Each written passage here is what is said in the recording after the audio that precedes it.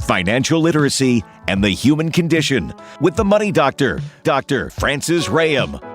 All right, it is time for another Hug Highlight Reel. I'm Jess, along with the Money Doctor, Dr. Francis Rayam. Hi. Hi, Jess and Pablo. And Pablo, I know, sleeping, taking a little cat nap in the background there. And I thought we would do some questions for our Hug Highlight Reel if you are game for this. Absolutely. I love that part. All right. This is from Lisa, and she writes in that she has got decent credit, but it says that her credit usage is too much. Should I open another credit card to lower that, or is that a dangerous slope? Yeah, her balances are too high to her credit limits. Too close to her credit limits. Yeah. Okay. So should she open another credit card? No, I would not advise that actually. I think what she's thinking, I might have another way for her to do this. I think what she's thinking is I have to widen the gap between how much my balances are and how much my credit limit is, because my credit report is saying that I'm at 50% or I'm at 70%, rather than I'm at 30% or lower, which is the target for FICO, usually wants 30% or less usage. So she's thinking, well, I'll open another credit card. She might be thinking this, and I'll move some of my balances over to that new credit card. And that will change the balance to credit limit ratio. Right. Yeah.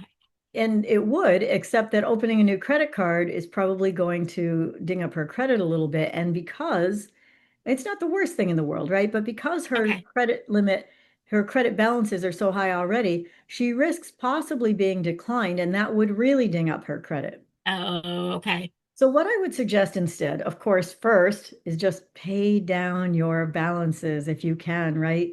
Tortoise and the hare here, right? Pay down your balances if you can. Stop using the credit cards. This is my best advice, all right? But if that's not possible, if for some reason you feel like, well, it is possible, you can throw them into our system and we'll help you pay them down fast, right?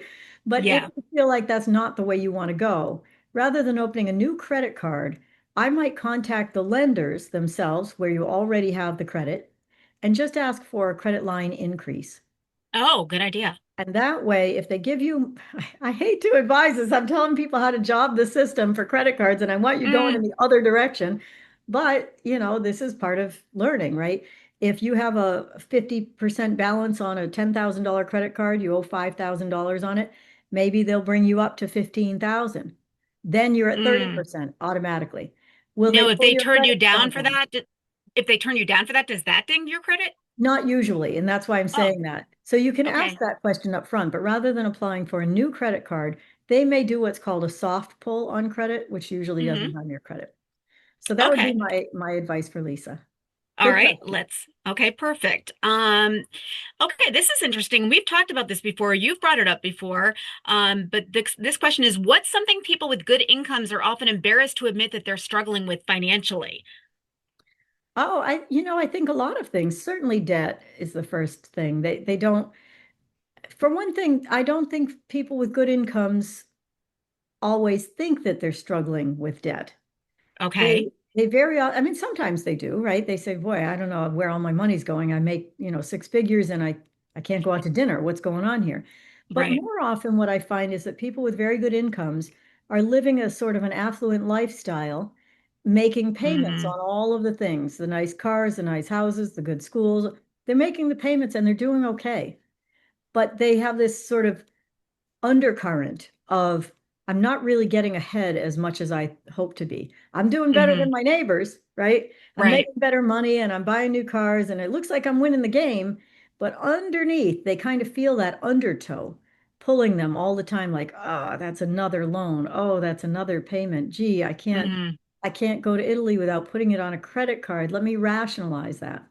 So I think getting people who are actively trying to win the money game and who are doing pretty well and are kind of proud of themselves for doing pretty well, and I hope that they are, getting them to show that emotional side, to say, I need help or I'd like to do this better.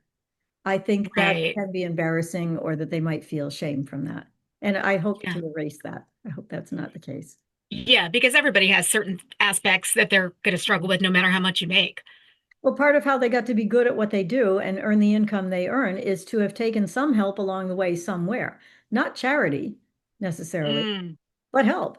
You know, they Yeah. learned from a professor, or they learned how to do something in a trade or from a parent, or that's help. It's just Mm, help from someone who knows something you don't know. And so why not do the same thing with your money and just say, I need somebody who knows, it feels like I know everything here, and yet I'm still not where I hoped I'd be or where I think I could be. How do I mm. fix that? Yeah, All right. And one place they can get answers to those questions is by giving you a call. of course. Yeah, they can reach us at 413-773-3333. And always, you can go to hugyourmoney.com. It's been another Hug Highlight Reel with the Money Doctor, Dr. Francis Rand. Thank you. Thank you, Jess.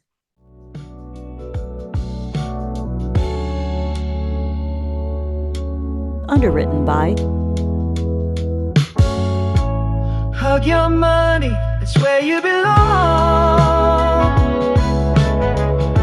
Your future's waiting.